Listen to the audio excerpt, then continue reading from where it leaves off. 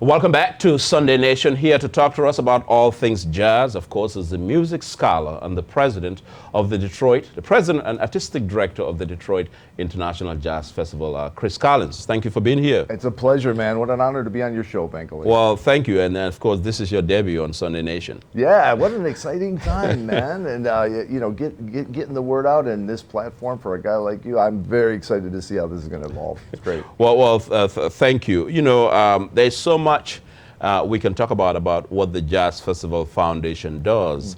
But let's just do a quick recap about the last festival itself, you know, in terms of where you saw it and what we should look for in 2023. Just a quick recap on the last Detroit International Jazz Festival. Well, you know, the biggest thing for all of us, of course, was, you know, we came out of the pandemic to a degree. Right. But, you know, we were very conscious of the fact that even though we were an outside event, which is what made it possible, we had done the previous 2 years broadcast only, indoors with no audience. It was necessary. So here we are outside with our wonderful Detroit audiences, people from around the world coming.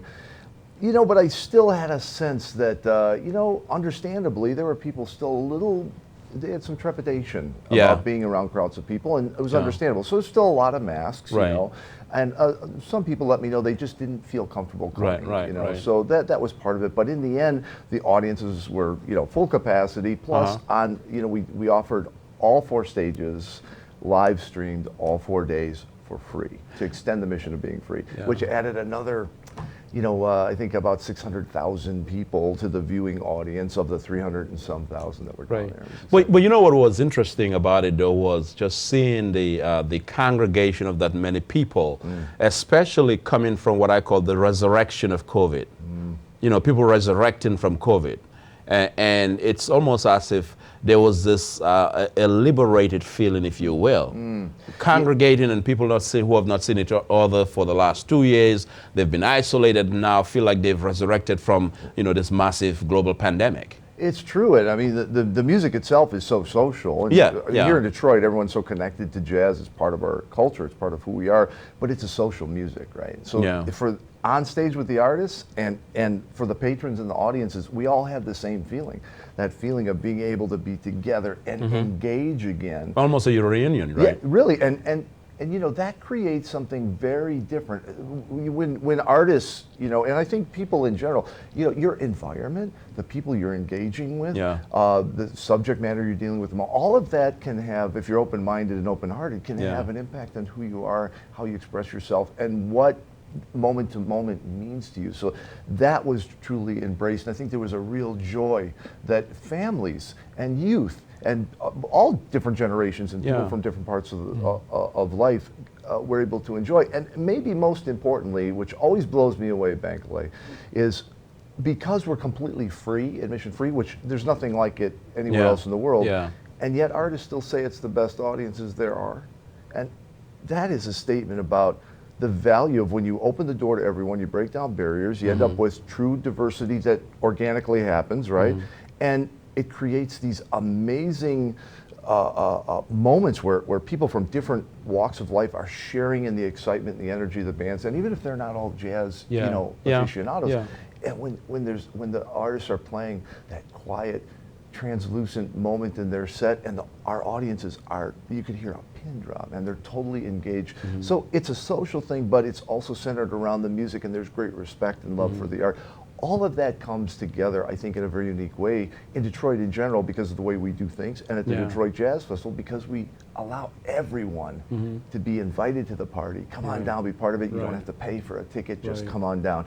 And but you know what I think that, and you tell me whether you feel that this is underappreciated, and that is the fact that Detroit hosts perhaps one of the most consequential annual events that has a strong international flavor and has, you know, an already global audience, that people travel to the city as if they are engaging in a pilgrimage, if you will, normally people talk about pilgrimage in terms of going to the Vatican in Rome, or you know, if you're a practicing member of the Muslim faith, you know, to Saudi Arabia and so forth. But you know, people come into Detroit because of the jazz festival. You know, I've not seen any other event that has that kind of an international reach, if you will. Talk about that. Do you think that the city of Detroit, or do you think that we in Detroit kind of underappreciate that essence of the global niche of the festival? Well, you know, I mean, our culture in Detroit Yeah. is so reflective of a global culture. I mean, more than a lot of cities, let's be honest, right? And then jazz music, like a few other things in our city, has this innate and sort of symbiotic relationship with the culture of our city. So I always tell people, it's not just a jazz festival in a city, it's the Detroit Jazz Festival. There's a reason why there's a jazz festival. There's a reason why it's successful, because our city is you know, embraces that the whole art form in their culture. But as far as the global thing, I mean, we try to do a lot of outreach all around the world, sending all-star bands and artists of different generations to different parts of the world in order to foster and nurture that kind of relationship. And then, of course, now with the streaming piece that we keep free for everyone, the whole world can come to the Detroit Jazz Festival, if not physically, through this virtual means.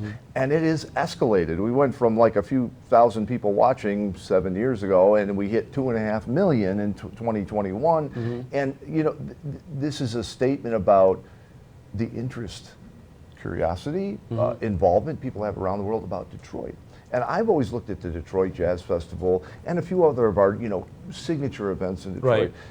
It's a celebration of the art, it's a celebration of our community, but it's also serves as something of an ambassador program of who we are, because as you did so mightily, you championed so many of the youth programs that performed at the festival, those students of great excellence.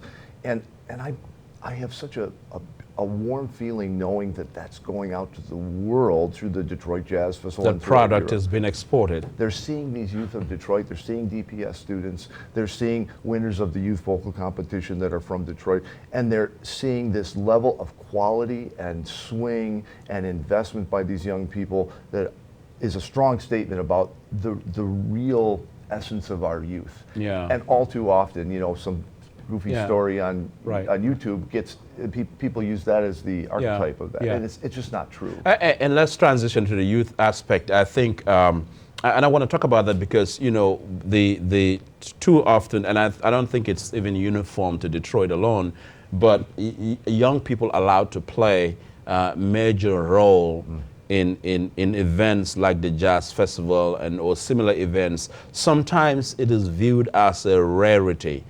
But in the case of the Jazz Festival, I mean, you had the student from Renaissance High School performed, you had students from Duke Ellington and so forth. And I mean, these were not small stages. These were a bit, you know, all 4 stages are significant at the festival and performing. Talk about why you feel there's a need to continue to give that presentation to the Jazz Festival every year, having these young people on big stages that otherwise are reserved for others that are not of their age.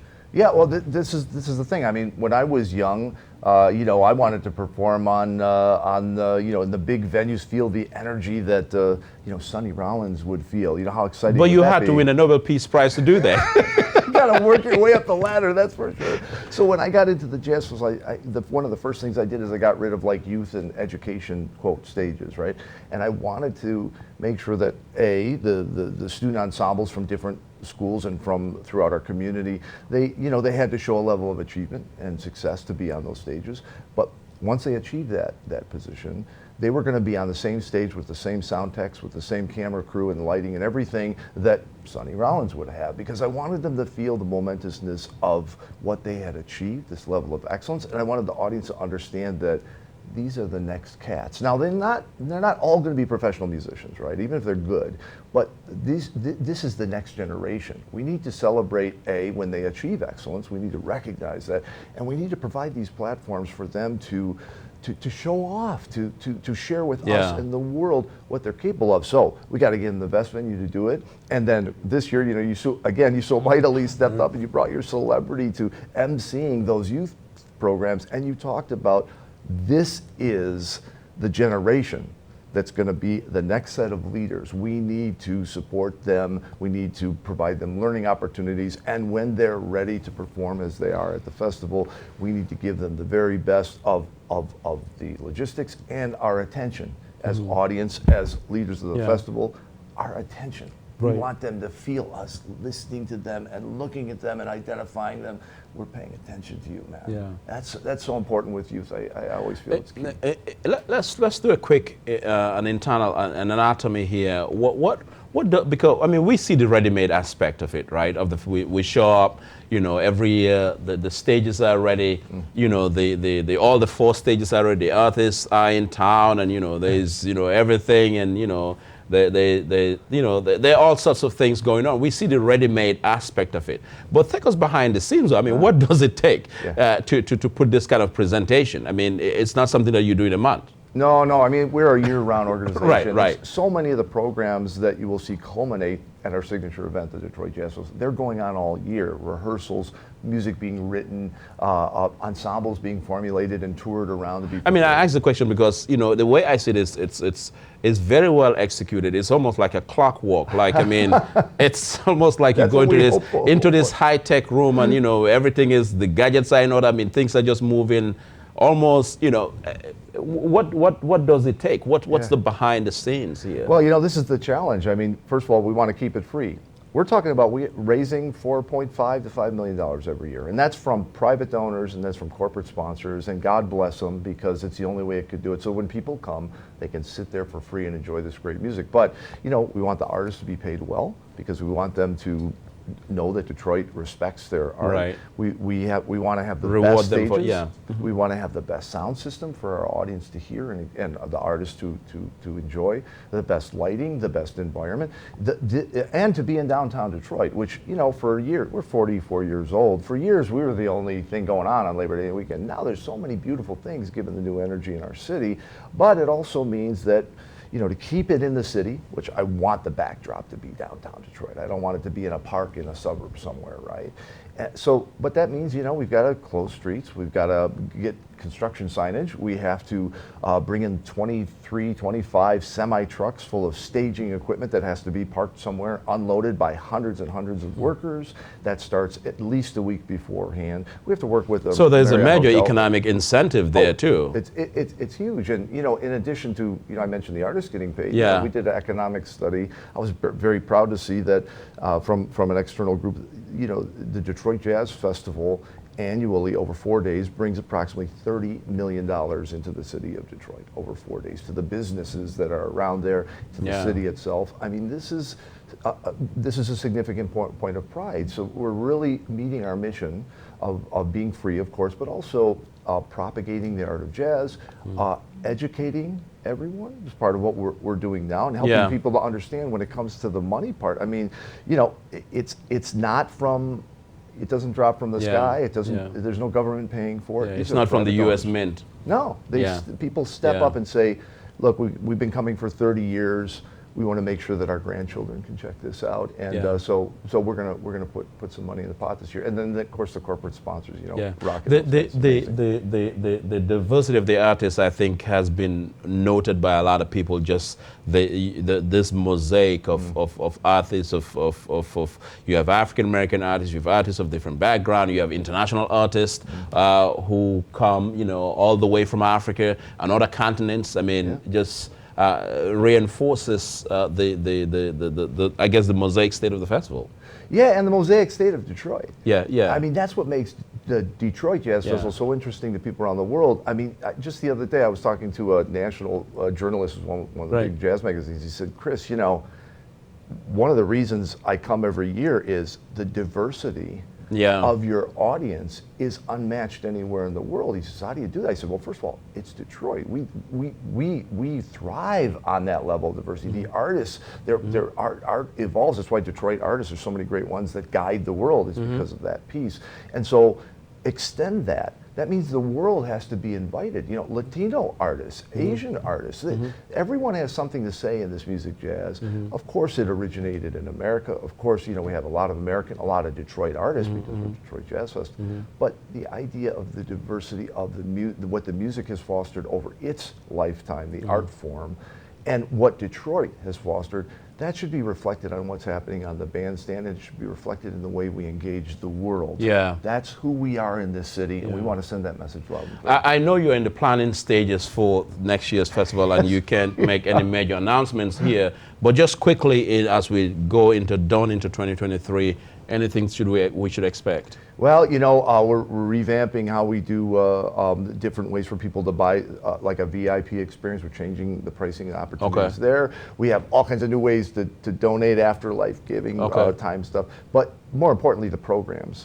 You know, we have the youth vocal jazz competition. We have the collegiate combo competition. We have programs going on right now in our middle and high schools, and we'll talk about that. But all that is going to spin out through the year, and when people get to the festival, not only are they going to see those headline acts, but they're going to see the great Detroit musicians, and they're going to see the interaction between those two, and you're going to see youth and people from all different generations and different cultures coming together to create this beautiful art form in our beautiful city.